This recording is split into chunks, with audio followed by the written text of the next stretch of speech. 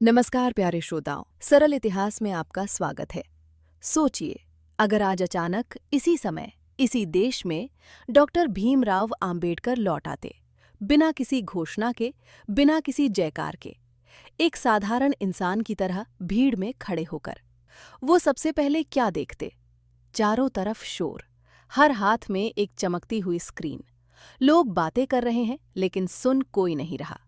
हर कोई बोल रहा है पर सोच बहुत कम लोग रहे हैं। राजनीति अब संसद से ज्यादा मोबाइल में है और विचार अब किताबों से ज्यादा ट्रेंड में। आंबेडकर चुपचाप देखते, शायद वही पुरानी आदत, पहले देखना, समझना, फिर बोलना। वो देखते कि लोग आज भी दो हिस्सों में बटे हैं। बस फर्क इतना है कि अब बंटवारा खुले मैदान में नहीं, डिजिटल दीवारों के पीछे होता है।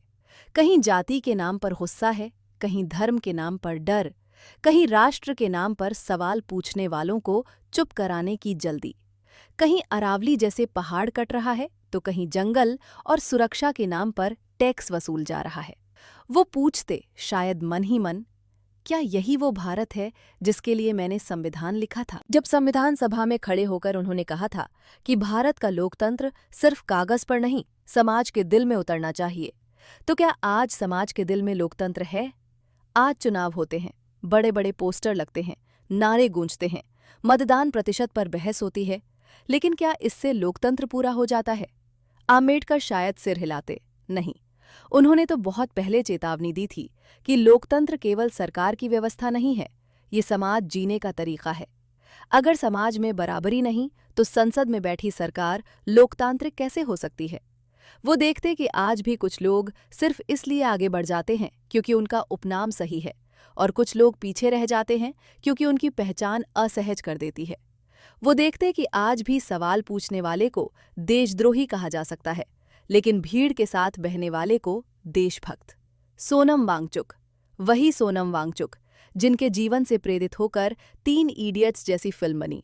आप सब उन्हें जानते ही हैं। जब सोनम वांगचुक ने सैनिकों के लिए नेटवर्क की व्यवस्था की, लाईफाई तकनीक विकसित की, जब उन्होंने आइस स्तूपा बनाकर लद्दाख के लोगों को पानी और जीवन का सहारा दिया, तब उन्हें न जाने कितने सम्मान मिले, तालियां मिली, प्रशंसा मिली। लेकिन जैसे ही उन्होंने अपने हक और अपने क्षेत्र की बात सरकार के सामने रखी, वैसे ही वही व्यक्ति जो कल तक नायक था, आज देशद्रोह के आरोपों में घेर दिया गया। अब तो बस टीवी पर बहस चल रही है, तेज आवाजें, एक दूसरे पर चढ़ते शब्द, सच की जगह शोर, तर्क की जगह ताली। आंबेडकर शायद मुस्कुराते नहीं, उनकी आंखों में वही पुरानी चिंता होती जो उन्होंने संविधान बनाते समय महसूस की थी। उन्होंने तब कहा था कि अगर राजनीतिक लोकतंत्र के साथ सामाजिक लोकतंत्र नहीं आया तो ये इमारत ज्यादा दिन खड़ी नहीं रहेगी। आज वो इमारत खड़ी तो है, लेकिन दीवारों में दरारें साफ दिखती हैं। सोशल मीडिया पर लोग लड़ रहे हैं, कोई इतिहास को हथियार बना रहा है तो कोई भविष्य को डर की तरह पेश कर रहा है। बीच में वर्तमान कहीं खो गया है। आज जिसे देखो वो गुस्से में बोल रहा है। बातों में न तो तथ्य हैं न ही समझ, बस व्हाट्सएप यूनिवर्सिटी द्वारा फैलाया गया भ्रम और अफवाहें हैं। आंबेडकर होते तो जरूर पूछते, क्या तुम जानते भी हो कि तुम किस बात के लिए गुस्सा हो, या बस गुस्सा होना ही अब नागरिकता बन गई है? उन्होंने तो लोकतंत्र को बहस की संस्कृति से जोड़ा था, न कि बहिष्कार की संस्कृति से। वो कहते थे कि लोकतंत्र में सबसे जरूरी चीज मतभेद है, क्योंकि बिना मतभेद सोच मर जाती है। आज सोच जिंदा है या नहीं, ये सवाल शायद वो हमसे पूछते। वो देखते कि संविधान का नाम हर कोई लेता है, लेकिन बहुत कम लोग उसे पढ़ते हैं, और उससे भी कम लोग उसकी आत्मा को समझते हैं। संविधान उनके लिए सिर्फ कानून की किताब नहीं था, वो एक वादा था कि इस देश में कोई भी जन्म के कारण छोटा नहीं होगा। लेकिन आज भी जन्म सवाल बन जाता है। वो देखते कि लोग अधिकार की बात तो जोर से करते हैं, लेकिन कर्तव्य की बात आते ही चुप हो जाते हैं। आंबेडकर ने तो साफ कहा था कि संविधान केवल अधिकारों का दस्तावेज नहीं, बल्कि जिम्मेदारियों की परीक्षा है। आज वो परीक्षा चल रही है, और शायद हम में से बहुत से लोग उससे भाग रहे हैं। वो संसद की इमारत को देखते, वो जगह जहां उन्होंने दिन रात बहस की थी, शब्दों से लड़ाई लड़ी थी, ताकि आने वाली पीढ़ियों को लाठी ना उठानी पड़े। आज वही जगह कभी कभी नारेबाजी में बदल जाती है। वो सोचते, क्या हमें शब्दों की कीमत भूल ली है? आम्बेडकर को पता था कि लोकतंत्र सबसे पहले भीतर से मरता है, जब लोग सवाल करना छोड़ देते हैं, जब असहमति को दुश्मनी मान लिया जाता है। आज असहमति अपराध बनती जा रही है। वो युवाओं को देखते, उनकी आंखों में सपने हैं, लेकिन दिशा को लेकर भ्रम भी है। कुछ बहुत गुस्से में हैं, कुछ बहुत थके हुए। वो शायद पूछते, तुम किससे लड़ रहे हो, व्यवस्था से या एक दूसरे से? क्योंकि अगर तुम आपस में लड़ते रहोगे तो व्यवस्था कभी नहीं बदलेगी। आम्बेडकर होते तो कहते, दरअसल तुम्हें जानबूझकर आपस में लड़ाया जा रहा है, टीवी की फेक न्यूज़ और व्हाट्सएप की फर्जी कहानियों के जरिए, ताकि नई पीढ़ी सवाल करने के बजाय उलझी रहे, भटकी रहे और सच से दूर बनी रहे, ताकि कोई ये न पूछे कि शिक्षा का हाल क्यों बदतर है, स्वस्थ और सम्मानजनक नौकरियां कहाँ हैं, और सड़क, टैक्स और विकास के नाम पर लिया गया पैसा आखिर जा कहाँ रहा है। सोचने का मौका ही न मिले, बस शोर बना रहे, गुस्सा बना रहे और असली सवाल दबे रहें। आम्बेडकर जानते थे कि सत्ता को बदलना आसान है, लेकिन सोच को बदलना सबसे कठिन काम है। आज सत्ता बदलती रहती है, लेकिन सोच वही रहती है। वो देखते कि लोग उन्हें याद तो करते हैं, उनकी तस्वीरें लगाते हैं, नारे लगाते हैं, लेकिन उनकी चेतावनियों को अनदेखा कर देते हैं। उनकी मूर्ति बनाना आसान है, उनके विचारों को जीना मुश्किल। अगर आम्बेडकर आज होते तो शायद वो बहुत ऊंची आवाज में नहीं बोलते, शायद वो और भी धीरे बोलते, क्योंकि जब शोर बहुत ज्यादा हो तो सच फुसफुसाकर ही सुनाई देता है। वो कहते, लोकतंत्र खतरे में तब नहीं होता जब सरकार बदलती है, लोकतंत्र खतरे में तब होता है जब नागरिक सोना शुरू कर देते हैं। आज सवाल ये नहीं है कि देश किस दिशा में जा रहा है, आज सवाल ये है कि क्या हम आंखें खोलकर देख भी रहे हैं। आम्बेडकर आज का भारत देखते और शायद वही पुरानी बात दोहराते, संविधान तुम्हें आज़ादी दे सकता है, लेकिन बराबरी तुम्हें खुद सीखनी पड़ेगी। और यहीं से एक असहज चुप्पी शुरू होती है। आम्बेडकर राजनीति से डरते नहीं थे, उन्हें राजनीति की जरूरत पता थी, लेकिन जिस चीज से वे सबसे ज्यादा डरते थे वो था बहुमत का घमंड। वो जानते थे कि राजा की तानाशाही दिखाई देती है, लेकिन बहुमत की तानाशाही तालियों के शोर में छिप जाती है। आज अगर आम्बेडकर इस देश की राजनीति देखते तो शायद सबसे पहले यही पहचानते। यहाँ अब सवाल ये नहीं रह गया कि कौन सही है, सवाल ये बन गया है कि कौन ज्यादा है। संख्या अब विचार से बड़ी हो गई है, वोट अब विवेक से ज्यादा ताकतवर माना जाने लगा है, और यही वो मोड़ है जहां लोकतंत्र चुपचाप कमजोर होने लगता है। आम्बेडकर ने बहुत पहले चेताया था कि अगर बहुमत नैतिक नहीं हुआ तो वो अल्पसंख्यकों के लिए सबसे बड़ा खतरा बन सकता है। आज इस चेतावनी को कितने लोग याद रखते हैं? आज की राजनीति में विचार बाद में आते हैं, पहले आता है हिसाब। कितने वोट मिलेंगे, कौन नाराज होगा, किसको चुप कराना जरूरी है। आम्बेडकर के लिए राजनीति सिर्फ सत्ता पाने का रास्ता नहीं थी, वो समाज को बदलने का औजार थी। आज वही औजार अक्सर समाज को बांटने के काम आता है। वो देखते कि नेता मंच से बोलते हैं, लेकिन संविधान से नहीं, भीड़ से बात करते हैं।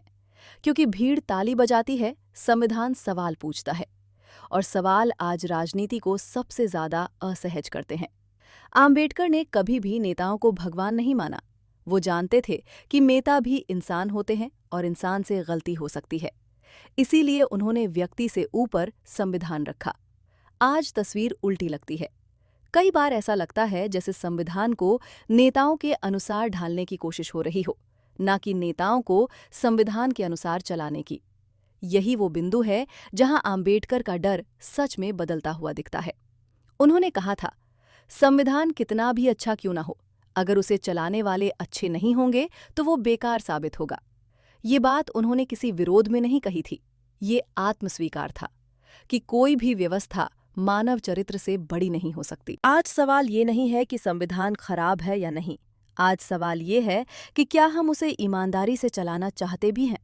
राजनीति में नैतिकता धीरे धीरे कमजोरी समझी जाने लगी है। सच बोलना घाटे का सौदा बन गया है और झूठ को रणनीति कहा जाने लगा है। आम्बेडकर इस बदलाव को देखकर शायद परेशान होते, क्योंकि उनके लिए राजनीति नैतिक साहस का नाम थी। उन्होंने अपने जीवन में कई बार सत्ता के दरवाजे छोड़े, लेकिन अपने विचारों से समझौता नहीं किया। आज कितने नेता हैं जो सत्ता छोड़ सकते हैं पर विचार नहीं। वो देखते कि संसद में बहस कम और शोर ज्यादा है, तर्क हार जाता है और संख्या जीत जाती है। यही बहुमत का नशा है। जब लगने लगता है कि हम ज्यादा हैं इसलिए हम सही हैं, आम्बेडकर जानते थे कि इतिहास में सबसे बड़े अत्याचार अक्सर इसी सोच से पैदा हुए हैं। वो ये भी जानते थे कि लोकतंत्र में बहुमत होना अपराध नहीं है, लेकिन बहुमत के नाम पर अन्याय करना अपराध है। आज की राजनीति में सीमाएं धुंधली होती जा रही हैं। देश हित और पार्टी हित अक्सर गड़बड़ हो जाते हैं, और जब पार्टी देश से बड़ी हो जाती है तो संविधान सबसे पहले चोट खाता है। आम्बेडकर के लिए संविधान कोई पवित्र ग्रंथ नहीं था जिसे छुआ ना जा सके, लेकिन वो ये जरूर मानते थे कि इसे बदलने से पहले 1000 बार सोचना चाहिए, क्योंकि ये करोड़ों उम्मीदों का निचोड़ है। आज बदलाव की बातें तो होती हैं, लेकिन चर्चा कम होती है। फैसले तेजी से लिए जाते हैं, पर सहमति धीरे धीरे मरती जाती है। वो पूछते, क्या यही लोकतंत्र है या ये सिर्फ जीत की राजनीति है? आम्बेडकर को डर था कि एक दिन ऐसा आएगा जब लोग लोकतंत्र को सिर्फ चुनाव समझ लेंगे। आज वो डर बहुत हद तक सच लगता है। मतदान के बाद नागरिक चुप हो जाता है, जैसे उसका काम खत्म हो गया हो।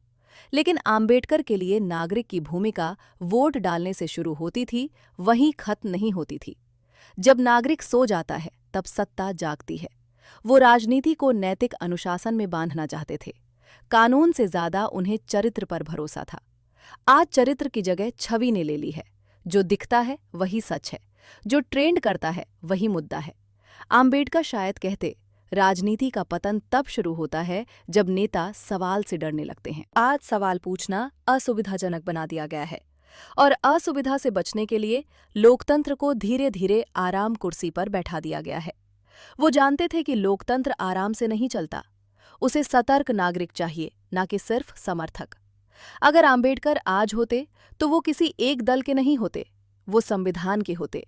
और शायद यही बात आज की राजनीति को सबसे ज्यादा असहज करती। वो कहते, बहुमत तुम्हें सरकार दे सकता है, लेकिन न्याय नहीं। न्याय के लिए नैतिक साहस चाहिए। आज की राजनीति को देखकर उनका डर साफ महसूस होता है। डर सत्ता से नहीं, डर उस भीड़ से जो सोचने से पहले मान लेती है।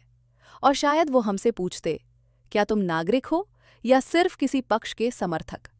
इस सवाल के साथ राजनीति की असली परीक्षा शुरू होती है। आज हर तरफ एक वाक्य सुनाई देता है, संविधान खतरे में है। कोई डर के साथ कहता है, कोई गुस्से में, और कोई इसे बस एक नारा बना देता है। लेकिन अगर आम्बेडकर आज हमारे सामने बैठे होते तो शायद वो सबसे पहले यही सवाल पूछते, क्या सच में संविधान खतरे में है या हम खुद? क्योंकि संविधान कोई ऐसी चीज नहीं जो अचानक टूट जाए। वो लोहे की दीवार नहीं है, वो एक जीवित व्यवस्था है। और जीवित चीजें अक्सर बाहर से नहीं, अंदर से मरती हैं। संविधान को खतरा तब नहीं होता जब उस पर हमला होता है। संविधान को खतरा तब होता है जब लोग उसे समझना छोड़ देते हैं। आज बहुत से लोग संविधान का नाम लेते हैं, उसकी धाराएं गिनाते हैं, लेकिन उसकी आत्मा से कभी मुलाकात नहीं करते। आम्बेडकर जानते थे कि संविधान सिर्फ कानूनों का संग्रह नहीं है, वो समाज की अंतरात्मा है। अगर समाज की अंतरात्मा सो जाए तो सबसे सुंदर संविधान भी बेकार हो जाता है। वो कहते थे कि संविधान आपको अधिकार देता है, लेकिन अधिकार आपको इंसान नहीं बनाते। इंसान आपको आपका विवेक बनाता है। आज अधिकारों की बातें बहुत होती हैं। मुझे मेरा हक चाहिए, मुझे मेरी आज़ादी चाहिए, मुझे बोलने का अधिकार चाहिए। लेकिन जब बात आती है कर्तव्य की, तो अचानक आवाज धीमी हो जाती है।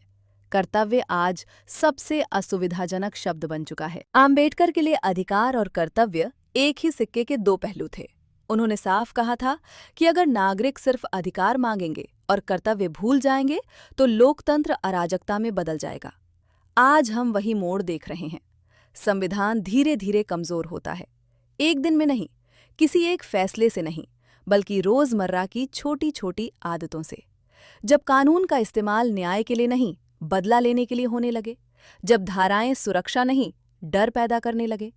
आम्बेडकर ने कानून लिखा था कमजोर की ढाल बनने के लिए, लेकिन जब वही कानून ताकतवर के हाथ में हथियार बन जाए तो संविधान की आत्मा चुपचाप घायल होती है। संस्थाएं संविधान की रीढ़ होती हैं। न्यायपालिका, प्रशासन, शिक्षा व्यवस्था, मीडिया, ये सब संविधान की आवाज है। लेकिन जब इन पर दबाव डाला जाता है, जब इनसे स्वतंत्र सोच छीनी जाती है, तो संविधान बोल नहीं पाता। आम्बेडकर जानते थे कि संविधान को बचाने के लिए केवल अच्छे कानून काफी नहीं हैं, मजबूत संस्थाएं चाहिए, और उनसे भी ज्यादा साहसी लोग चाहिए। आज सवाल ये नहीं है कि संविधान बदला जा रहा है या नहीं। आज सवाल ये है कि क्या संविधान को चुप कराया जा रहा है। जब सवाल पूछने वाले को देशद्रोही कहा जाए, जब असहमति को अवज्ञा समझा जाए, तो संविधान खतरे में नहीं होता, लोकतंत्र खतरे में होता है। और लोकतंत्र के मरने के साथ संविधान भी कागज का ढेर बन जाता है। आम्बेडकर ने चेतावनी दी थी कि संविधान को बचाने के लिए सबसे ज्यादा जरूरी है संवैधानिक नैतिकता। ये नैतिकता किसी कानून में नहीं लिखी होती, ये उस सोच में होती है जो सत्ता को सीमित रखती है और नागरिक को सजग बनाती है। आज सत्ता से सवाल पूछना असहज कर दिया गया है, और जब सवाल असहज हो जाएं तो चुप्पी सबसे आसान रास्ता बन जाती है। लेकिन आम्बेडकर जानते थे कि चुप्पी सबसे खतरनाक स्थिति है। संविधान उस दिन कमजोर होता है जिस दिन नागरिक सोचते हैं ये मेरी लड़ाई नहीं है। वो कहते थे कि लोकतंत्र एक ऐसी मशीन है जो अपने आप नहीं चलती, उसे हर दिन नागरिकों की ऊर्जा चाहिए। आज बहुत से लोग थके हुए हैं, उन्हें लगता है कि कुछ भी बदलने वाला नहीं, और यही सोच संविधान का सबसे बड़ा दुश्मन है, क्योंकि संविधान उम्मीद पर टिका होता है। आम्बेडकर अगर आज होते तो शायद वो किसी मंच से लंबा भाषण नहीं देते।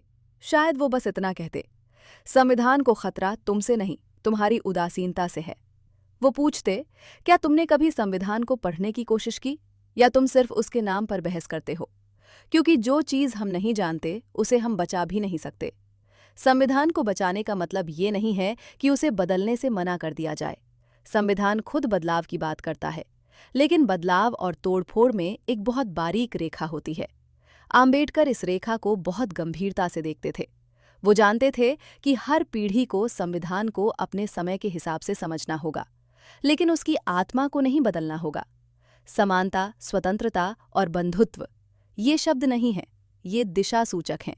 अगर दिशा भूल जाए तो सबसे तेज रास्ता भी गलत जगह पहुंचा देता है। आज संविधान खतरे में है या नहीं, ये सवाल उतना जरूरी नहीं है जितना ये सवाल, क्या हम संविधान के योग्य नागरिक हैं? आम्बेडकर ने हमें एक ताकतवर औजार दिया, लेकिन औजार उसी के हाथ में सुरक्षित होता है जिसे उसका इस्तेमाल आता हो। आज उसी औजार से कागज पर खेल खेला जा रहा है। कहीं एक अनुच्छेद बदला जाता है और जंगल पीढ़ियों से रहने वालों से छीन लिए जाते हैं।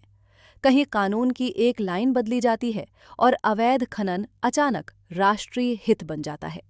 कहीं किसानों की जमीन विकास के नाम पर 1 रुपए के मुआवजे में चली जाती है, और कहीं मजदूर से उसका हक छीनकर उसे ही अपराधी बना दिया जाता है। अनुच्छेद नहीं बदलते, जिंदगी बदल दी जाती है। सब कुछ संविधान के भीतर रहकर होता है, लेकिन संविधान की आत्मा के बाहर। संसद में बहुमत होता है, लेकिन सड़क पर सहमति नहीं। बहस की जगह अध्यादेश आते हैं और सवाल पूछने वालों को देशद्रोही कहा जाता है। ये संविधान का अंत नहीं है, ये संविधान का दुरुपयोग है। आम्बेडकर ने चेताया था, संविधान कितना भी अच्छा क्यों न हो, अगर उसे चलाने वाले लोग ईमानदार नहीं होंगे तो वो बेकार साबित होगा। आज समस्या संविधान नहीं है, समस्या हमारी चुप्पी है। क्योंकि जिस दिन नागरिक सवाल पूछना छोड़ देता है, उस दिन संविधान किताब बन जाता है और सत्ता कानून। अगर हम संविधान को सिर्फ तब याद करें जब हमें उससे कुछ चाहिए और बाकी समय उसे भूल जाएं, तो दोष संविधान का नहीं होगा, दोष हमारा होगा। आम्बेडकर शायद यही कहते, संविधान को बचाने के लिए पहले अपने भीतर के नागरिक को जगाओ, क्योंकि जब नागरिक जागता है तो संविधान अपने आप बोलने लगता है, और जब नागरिक सो जाता है तो संविधान किताबों में सिमट जाता है। आम्बेडकर ने जब संविधान की आत्मा को शब्द दिए थे तो उन्होंने 3 शब्द चुने थे, समानता, स्वतंत्रता और बंधुत्व। ये तीनों शब्द अलग अलग नहीं थे, ये एक ही सांस के 3 हिस्से थे। अगर एक भी टूटे तो पूरी सांस रुक जाती है। आज अगर आम्बेडकर हमारे समाज को देखते तो शायद सबसे पहले यही महसूस करते कि ये तीनों शब्द अब साथ साथ नहीं चलते। कहीं समानता की बात होती है तो स्वतंत्रता दब जाती है, कहीं स्वतंत्रता की आड़ में बंधुत्व गायब हो जाता है, और बंधुत्व तो जैसे सबसे पहले ही रास्ते में छूट गया हो। समानता का मतलब आम्बेडकर के लिए सबको एक जैसा बना देना नहीं था, उनका मतलब था सबको इंसान की तरह देखना। लेकिन आज समाज में इंसान पहले नहीं देखा जाता। पहले देखा जाता है उसकी जाति, उसका धर्म, उसकी भाषा, उसका इलाका। उसके बाद तय किया जाता है कि उसे कितना सम्मान मिलना चाहिए। आम्बेडकर जानते थे कि जब समाज में जन्म से ऊंच नीच तय हो जाए तो कानून कितने भी अच्छे क्यों ना हों, समानता एक सपना ही रह जाती है। आज भी कई जगह समानता कागज पर है, लेकिन जिंदगी में नहीं। लोग कहते हैं सब बराबर हैं, लेकिन व्यवहार में बराबरी नहीं झलकती। कोई मंच पर बैठ सकता है, कोई नीचे जमीन पर। कोई सवाल पूछ सकता है, कोई सिर्फ सुन सकता है। आम्बेडकर इस अंतर को बहुत गहराई से समझते थे। इसीलिए उन्होंने कहा था कि राजनीतिक समानता तब तक अधूरी है जब तक सामाजिक समानता ना आए। आज हम राजनीतिक लोकतंत्र पर गर्व करते हैं। हर किसी को वोट का अधिकार है, हर किसी की गिनती होती है। लेकिन क्या हर किसी की इज्जत भी होती है? यहीं से स्वतंत्रता का सवाल उठता है। स्वतंत्रता का मतलब आम्बेडकर के लिए जो मन आए वो बोल देना नहीं था। स्वतंत्रता का मतलब था डर के बिना जीने की आज़ादी। आज बहुत लोग आज़ाद दिखते हैं, लेकिन भीतर से डरे हुए हैं। डर इस बात का कि अगर सच बोले तो निशाना बन सकते हैं। डर इस बात का कि अगर सवाल पूछे तो गलत समझे जाएंगे। स्वतंत्रता जब डर से घिर जाती है तो वो धीरे धीरे खामोशी में बदल जाती है। आम्बेडकर जानते थे कि खामोशी लोकतंत्र की नहीं, तानाशाही की भाषा होती है। आज स्वतंत्रता की सबसे बड़ी विडंबना ये है कि लोग बोल तो रहे हैं, लेकिन सोच नहीं पा रहे। जो बोला जा रहा है वो पहले से तय है, जो सोचा जा रहा है वो भीड़ के हिसाब से है। आम्बेडकर इस भीड़ से डरते थे, क्योंकि भीड़ में इंसान अपनी जिम्मेदारी भूल जाता है। अब आता है बंधुत्व। बंधुत्व वो शब्द है जिसे सबसे कम समझा गया और सबसे ज्यादा नजरअंदाज किया गया। बंधुत्व का मतलब भाई भाई कहना नहीं होता। बंधुत्व का मतलब होता है दूसरे को भी अपने जैसा इंसान मानना। आम्बेडकर जानते थे कि बिना बंधुत्व समानता खोखली हो जाती है और स्वतंत्रता स्वार्थी। आज समाज में नफरत की राजनीति बंधुत्व की सबसे बड़ी दुश्मन है। लोगों को जोड़ा नहीं जा रहा, उन्हें बांटा जा रहा है। कभी जाति के नाम पर, कभी धर्म के नाम पर, कभी भाषा के नाम पर। हर विभाजन के साथ एक दीवार खड़ी होती है और हर दीवार के साथ बंधुत्व थोड़ा और मर जाता है। आम्बेडकर ने साफ कहा था कि लोकतंत्र का मतलब सिर्फ सरकार चुनना नहीं है। लोकतंत्र का मतलब है एक दूसरे के साथ बराबरी और सम्मान से रहना। अगर समाज में एक वर्ग खुद को दूसरे से ऊपर समझता है तो लोकतंत्र सिर्फ नाम का रह जाता है। आज हम यही देख रहे हैं। राजनीतिक लोकतंत्र जिंदा है, चुनाव हो रहे हैं, सरकारें बन रही हैं, लेकिन सामाजिक लोकतंत्र संघर्ष कर रहा है। लोग वोट डालने में बराबर हैं, लेकिन साथ बैठने में नहीं। कानून सबके लिए एक है, लेकिन न्याय सबको एक जैसा नहीं मिलता। आम्बेडकर ने इसी खतरे की ओर सबसे ज्यादा इशारा किया था। उन्होंने कहा था कि भारत में राजनीतिक समानता और सामाजिक असमानता साथ साथ नहीं चल सकती। एक दिन ये टकराएंगी, और जब टकराएंगी तो लोकतंत्र टूटेगा। आज वो टकराव हर दिन महसूस होता है। जब किसी को उसकी पहचान के कारण नीचा दिखाया जाता है, जब किसी को उसके विचार के कारण दुश्मन बना दिया जाता है। बंधुत्व के बिना कानून सिर्फ डंडा बन जाता है। आम्बेडकर जानते थे कि डर से समाज नहीं जुड़ता, समाज जुड़ता है सम्मान से। लेकिन सम्मान आज सबसे दुर्लभ चीज बन गया है। लोग सहमत न होने वालों को सुना नहीं, कुचला जाता है। आम्बेडकर कहते थे कि असहमति लोकतंत्र की आत्मा है। अगर आत्मा मर जाए तो शरीर कब तक चलेगा? आज सवाल ये नहीं है कि समानता, स्वतंत्रता और बंधुत्व क्यों लिखे गए थे। आज सवाल ये है कि क्या हम इन्हें जीने की कोशिश भी कर रहे हैं? क्योंकि ये शब्द संविधान में लिखे होने से जिंदा नहीं रहते, ये जिंदा रहते हैं हमारे व्यवहार से। आम्बेडकर अगर आज होते तो शायद वो हमसे कोई नारा नहीं लगवाते। वो बस ये पूछते, क्या तुम उस इंसान को अपना मान सकते हो जो तुमसे अलग सोचता है? अगर जवाब नहीं है तो समझ लेना बंधुत्व टूट चुका है। और जहां बंधुत्व टूटता है वहां लोकतंत्र धीरे धीरे दम तोड़ देता है। समानता बिना बंधुत्व के ईर्ष्या बन जाती है, स्वतंत्रता बिना बंधुत्व के अहंकार, और लोकतंत्र बिना बंधुत्व के सिर्फ एक व्यवस्था। आम्बेडकर लोकतंत्र को व्यवस्था नहीं, संस्कृति बनाना चाहते थे। एक ऐसी संस्कृति जहां इंसान पहले हो, पहचान बाद में। अगर बंधुत्व नहीं बचा तो संविधान भी लंबे समय तक नहीं बचेगा, क्योंकि संविधान कागज से नहीं, इंसानों से चलता है। और जब इंसान एक दूसरे से दूर हो जाते हैं तो सबसे पहले लोकतंत्र अकेला पड़ जाता है। अगर आम्बेडकर आज के भारत को देखते तो उनकी नज़र सबसे पहले युवाओं पर ठहरती। क्योंकि उन्हें पता था किसी भी देश का भविष्य कागजों में नहीं, युवाओं की सोच में लिखा जाता है। आज का युवा बहुत तेज है, उसके हाथ में पूरी दुनिया है, जानकारी की कोई कमी नहीं, लेकिन उसके भीतर एक अजीब सा खालीपन है। गुस्सा है पर साफ दिशा नहीं, जोश है पर धैर्य कम है, सपने हैं लेकिन भरोसा डगमगाता हुआ। आम्बेडकर इस बेचैनी को पहचान लेते, क्योंकि उन्होंने भी बेचैनी के साथ पढ़ाई की थी, उन्होंने भी भूख देखी थी, अपमान देखा था और भविष्य को लेकर अनिश्चितता भी झेली थी। लेकिन आज का युवा जिस गुस्से से भरा है, वो गुस्सा अक्सर गलत दिशा में बह जाता है। नौकरी नहीं है तो गुस्सा किसी और पर, सिस्टम मुश्किल है तो नफरत किसी और से। असली सवाल पीछे छूट जाते हैं और आसान दुश्मन सामने आ जाते हैं।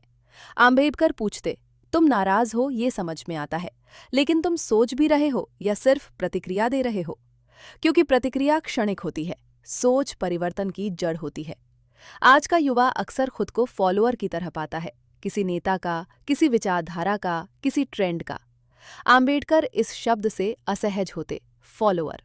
उन्होंने तो नागरिक तैयार करने की बात की थी, समर्थक नहीं। वो पूछते, क्या तुमने कभी किसी बात से असहमत होने की हिम्मत की? या तुम वही मान लेते हो जो ज्यादा लोग मान रहे हैं? क्योंकि भीड़ के साथ चलना आसान है, लेकिन सच के साथ चलना हमेशा अकेला करता है। आम्बेडकर जानते थे कि युवा अगर सोचना छोड़ दे तो लोकतंत्र अपने सबसे मजबूत पहरेदार को खो देता है। आज शिक्षा पर बहुत जोर है, डिग्री, कोर्स, सर्टिफिकेट। लेकिन आम्बेडकर के लिए शिक्षा का मतलब डिग्री नहीं था, शिक्षा का मतलब था दिमाग को आजाद करना। आज बहुत से युवा डिग्रीधारी हैं, लेकिन सवाल पूछने से डरते हैं। रोजगार के डर से, अस्वीकृति के डर से, भीड़ से अलग दिखने के डर से। आम्बेडकर कहते, अगर शिक्षा डर पैदा कर रही है तो वो शिक्षा नहीं, प्रशिक्षण है। उन्होंने शिक्षा को शेरनी का दूध कहा था, क्योंकि वो साहस पैदा करती है, न कि चुप्पी। आज का युवा बहुत कुछ जानता है, लेकिन बहुत कुछ सिर्फ सतह पर।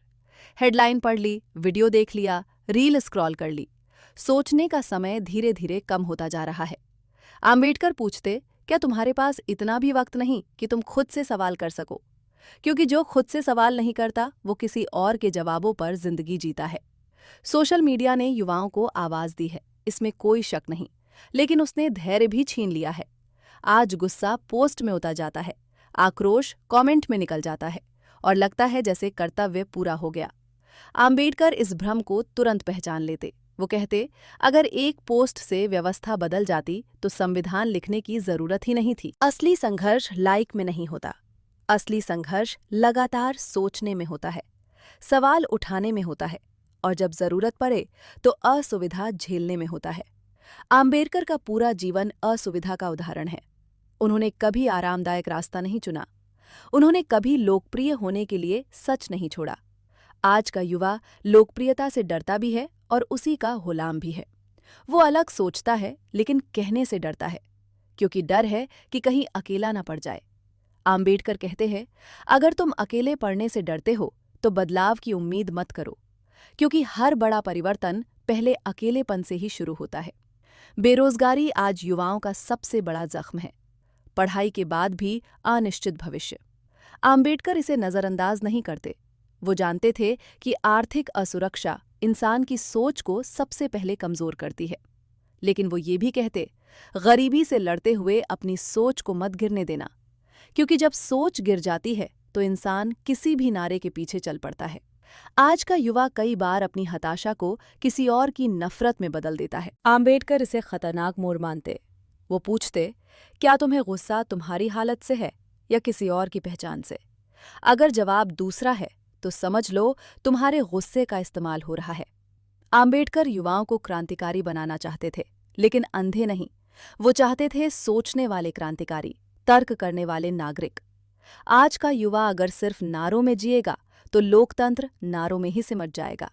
वो कहते, तुम्हें हर दिन संविधान बचाने की जरूरत नहीं है, लेकिन तुम्हें हर दिन संवैधानिक सोच जिंदा रखनी होगी। ये सोच क्लिक से नहीं आती, ये धैर्य से आती है। आज की सबसे बड़ी कमी यही धैर्य है। सब कुछ तुरंत चाहिए, सफलता, पहचान, न्याय। लेकिन आम्बेडकर जानते थे कि न्याय धीमी प्रक्रिया है, और जो लोग धीरे चलने से डरते हैं वो अक्सर गलत दिशा में दौड़ पड़ते हैं। आम्बेडकर का सबसे कड़ा सवाल आज भी वही है। क्या तुम सोचते हो या सिर्फ मान लेते हो? क्या तुम नागरिक हो या सिर्फ दर्शक? क्या तुम सवाल उठाने को अपनी जिम्मेदारी समझते हो या किसी और का काम? आज का युवा अगर इन सवालों से बचता है तो भविष्य उसे माफ नहीं करेगा। आम्बेडकर ने युवाओं से कभी आराम का वादा नहीं किया। उन्होंने चेतावनी दी थी। उन्होंने कहा था कि लोकतंत्र बहुत मेहनत मांगता है और सबसे ज्यादा मेहनत युवाओं से।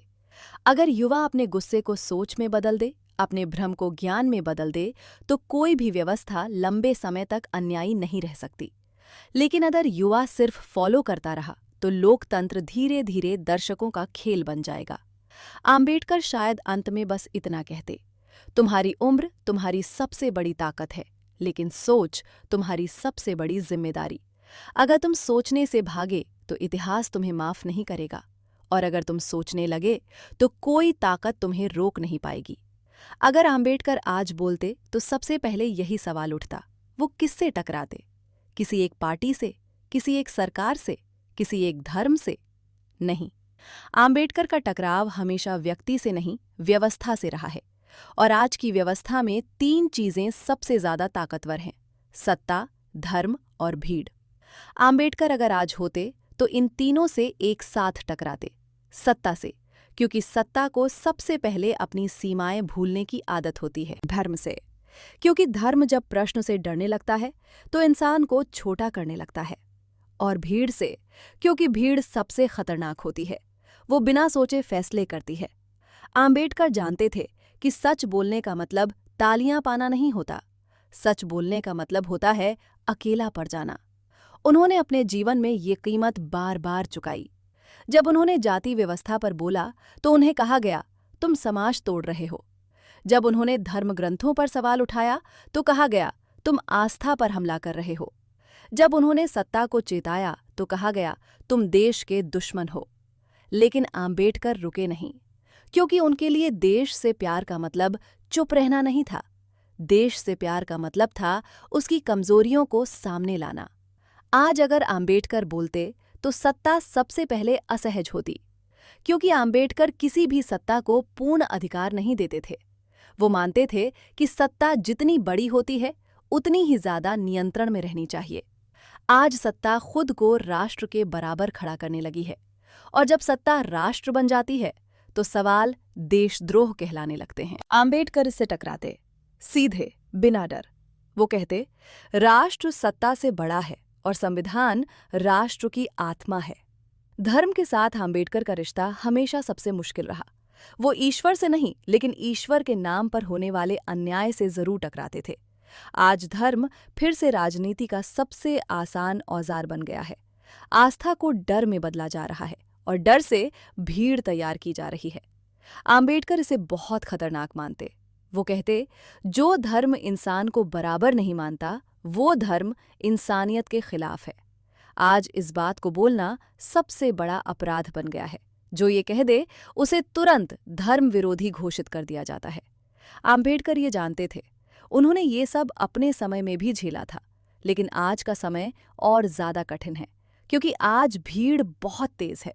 भीड़ सोचती नहीं, भीड़ सवाल नहीं पूछती, भीड़ बस चुन लेती है किससे नफरत करनी है। आम्बेडकर भीड़ से डरते थे, क्योंकि भीड़ कानून नहीं देखती, न्याय नहीं देखती, सिर्फ शक्ति देखती है। अगर आम्बेडकर आज होते तो भीड़ उन्हें पसंद नहीं करती, क्योंकि वो भीड़ के साथ नहीं चलते, वो भीड़ के सामने खड़े होते। आज सवाल ये नहीं है कि आम्बेडकर को कौन पसंद करता है, सवाल ये है कि आम्बेडकर को कौन बर्दाश्त नहीं करता। उन्हें वो लोग पसंद नहीं करते जो सवालों से डरते हैं। उन्हें वो लोग पसंद नहीं करते जो बराबरी से असहज होते हैं। उन्हें वो लोग पसंद नहीं करते जिनकी राजनीति डर पर टिकी होती है। आम्बेडकर को सिर्फ मूर्ति के रूप में पसंद किया जाता है, विचार के रूप में नहीं। मूर्ति सवाल नहीं पूछती, मूर्ति असहज नहीं करती। मूर्ति को जहां चाहो वहां रख दो, लेकिन विचार हिलाता है, विचार चुभता है, विचार नींद तोड़ता है। इसीलिए विचार खतरनाक होते हैं। आज आम्बेडकर की तस्वीर हर जगह है, लेकिन आम्बेडकर की चेतावनी कहीं सुनाई नहीं देती। लोग उन्हें जयंतियों में याद करते हैं, लेकिन रोजमर्रा की जिंदगी में नजरअंदाज करते हैं। आम्बेडकर को भगवान बनाने की कोशिश हो रही है, और भगवान से कोई सवाल नहीं पूछता।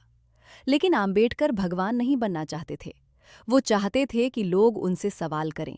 वो कहते, मेरे विचारों को आंख बंद करके मत मानो, उन्हें परखो। आज विचारों की हत्या इसी तरह होती है। पहले उन्हें मूर्ति बना दो, फिर उन्हें इतिहास में बंद कर दो, और फिर कह दो अब उनकी जरूरत नहीं। अगर आम्बेडकर आज बोलते तो यही कहते, मुझे पूजो मत, मुझे पढ़ो। लेकिन पढ़ना सबसे असुविधाजनक काम है, क्योंकि पढ़ने से सोच बदलती है, और सोच बदलने से सत्ता डरती है। आम्बेडकर का अगर सच की कीमत तुम नहीं चुकाओगे तो झूठ तुमसे बहुत बड़ी कीमत वसूलेगा। आज आम्बेडकर को वो लोग पसंद नहीं करते जो चाहते हैं कि इतिहास सिर्फ तारीख बनकर रहे। लेकिन आम्बेडकर इतिहास नहीं, चेतावनी है। वो चेतावनी आज भी जिंदा है। अगर आम्बेडकर आज होते तो वो किसी एक मंच से नहीं बोलते, वो हर उस जगह बोलते जहां इंसान अपमानित किया जा रहा है। वो कहते, अगर सच बोलने से किसी को ठेस लगती है तो लगने दो, क्योंकि ठेस कभी कभी इलाज की शुरुआत होती है। आम्बेडकर को चुप आम्बेडकर कभी पसंद नहीं आया, और आज सबसे बड़ा डर यही है कि आम्बेडकर को चुप करा दिया गया है, मूर्तियों में, पोस्टरों में, नारों में। लेकिन विचार चुप नहीं रहते। अगर आज कोई समानता की बात करता है तो वो आम्बेडकर है। अगर आज कोई डर के सामने खड़ा होता है तो वो आम्बेडकर है। अगर आज कोई भीड़ से अलग खड़ा होकर सवाल पूछता है तो वही आम्बेडकर की आवाज है। आम्बेडकर से टकराव आज भी जारी है, सत्ता से, धर्म से, भीड़ से। और यही साबित करता है कि आम्बेडकर अब भी जरूरी हैं, मूर्ति के रूप में नहीं, विचार के रूप में। क्योंकि मूर्तियां सजाई जाती हैं, विचार लड़े जाते हैं, और आम्बेडकर हमेशा लड़ने वाले विचार थे। पूरी ऑडियो बुक में हमने देखा आम्बेडकर को किस बात का डर था। बहुमत की तानाशाही का डर, कानून के नाम पर अन्याय का डर, संविधान के होते हुए भी लोकतंत्र के मर जाने का डर। हमें ये भी देखा कि आज की राजनीति कितनी दूर चली गई है, विचार से, नैतिकता से और संविधान से। हमने पूछा, क्या सच में संविधान खतरे में है, या हम खुद? और शायद सबसे कठिन सच यही था, संविधान पर सबसे बड़ा हमला बाहर से नहीं, अंदर से होता है। जब नागरिक सिर्फ अधिकार मांगता है, कर्तव्य भूल जाता है। जब सवाल पूछना देशद्रोह कहलाने लगता है, जब चुप रहना सुरक्षित लगता है। और फिर हमने बात की समानता, स्वतंत्रता और बंधुत्व की। 3 शब्द जो किताबों में साथ रहते हैं, लेकिन समाज में अलग अलग मरते हैं। हमने देखा कैसे नफरत राजनीति की भाषा बन गई, कैसे पहचान इंसान से बड़ी हो गई, कैसे बंधुत्व सबसे पहले कुचला गया। और फिर युवा भारत, गुस्से से भरा, भ्रम में उलझा, डिग्री के साथ दिशा खो बैठा। आम्बेडकर का सबसे कड़ा सवाल यही था, क्या तुम सिर्फ फॉलोअर हो या सोचने वाले नागरिक? और अंत में हमने पूछा, अगर आम्बेडकर आज होते तो किससे टकराते? जवाब साफ था, सत्ता से, धर्म से और भीड़ से। क्योंकि आम्बेडकर कभी भी सुविधाजनक सच नहीं बोलते थे। आखिरी और सबसे जरूरी बात, संविधान अपने आप नहीं बचेगा। ये सबसे कठोर सच है। संविधान कोई जादुई ढाल नहीं है, कोई पवित्र ग्रंथ नहीं जो अलमारी में रख देने से खुद सुरक्षित रह जाए। संविधान एक जीवित दस्तावेज है, और जीवित चीजें देखभाल मांगती हैं। आम्बेडकर ये जानते थे, इसीलिए उन्होंने संविधान सभा में कहा था, संविधान कितना भी अच्छा क्यों न हो, अगर उसे चलाने वाले लोग अच्छे नहीं होंगे तो वो बेकार साबित होगा। लेकिन यहाँ एक बात अक्सर भूल दी जाती है, उसे चलाने वाले लोग सिर्फ नेता नहीं होते, न्यायाधीश नहीं होते, अधिकारी नहीं होते। उसे चलाने वाले हम होते हैं। संविधान तब कमजोर होता है जब सवाल पूछना बंद हो जाता है। संविधान तब कमजोर होता है जब हम सोचते हैं ये मेरा मुद्दा नहीं है। आम्बेडकर चले गए, लेकिन उनका सवाल आज भी खड़ा है, और अब उस सवाल का जवाब इतिहास नहीं देगा, आप दोगे। सरल इतिहास सुनने के लिए धन्यवाद। कहानी खत्म हो सकती है, लेकिन सोच यहीं से शुरू होनी चाहिए।